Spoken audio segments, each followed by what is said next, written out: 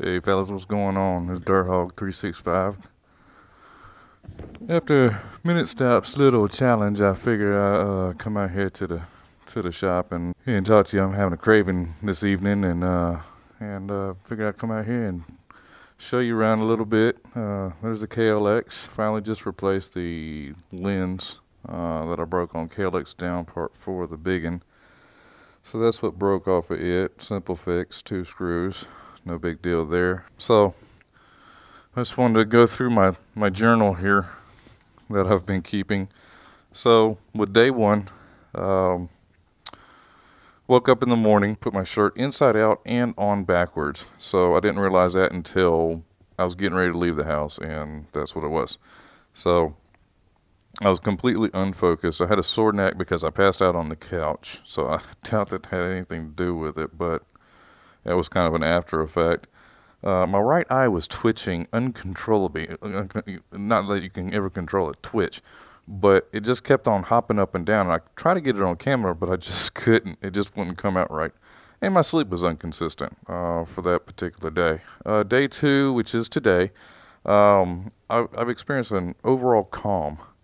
Um, I'm more energetic. The sleep was more consistent. I was definitely more focused than anything else. Um, I still have a craving for coffee. I still want to, get a cup of coffee and not think of anything about it. But especially right now. But I've been drinking a lot of water. Um, I've been drinking lemonade, pink lemonade, juice, whatever I can get a hold of that doesn't have any caffeine in it, which is kind of hard these days. So I've been doing a little research.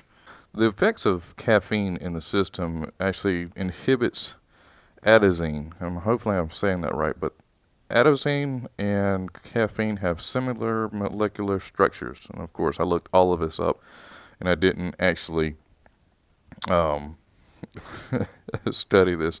But caffeine blocks adenosine from telling the brain that it's sleepy slash tired.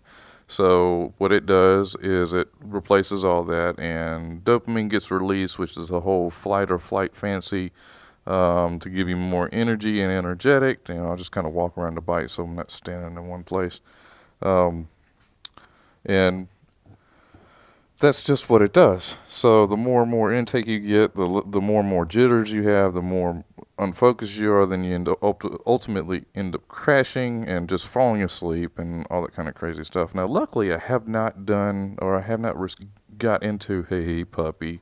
There's the puppy dog. That's Miss Sienna right there. She's a cutie. Um, so luckily, I haven't had any crashes on migraines or anything like that. No headaches, no kind of withdrawal symptoms, shaky, insomnia or anything crazy like that. But it's actually been a great experience so far. I will say that, and we'll see what the next day 3, day 4, so on and so on goes. I will say this, that I am drinking 1 cup of coffee in the morning, just because I did not want to go cold turkey. Well, I didn't want it to become, a huge crash and any other addiction. So that's a little bit about the caffeine situation. We'll see how it goes, and hope you'll enjoy the kind of the tour I have. And we'll talk to you next time. Keep watching. We'll see what next day 3 through next week is going to be, and what all that comes out to be. So have a good one, fellas. It's a good girl. It's a good girl. It's a good girl. You good girl. You big lane. You big lane. What do you see? What do you see, pup?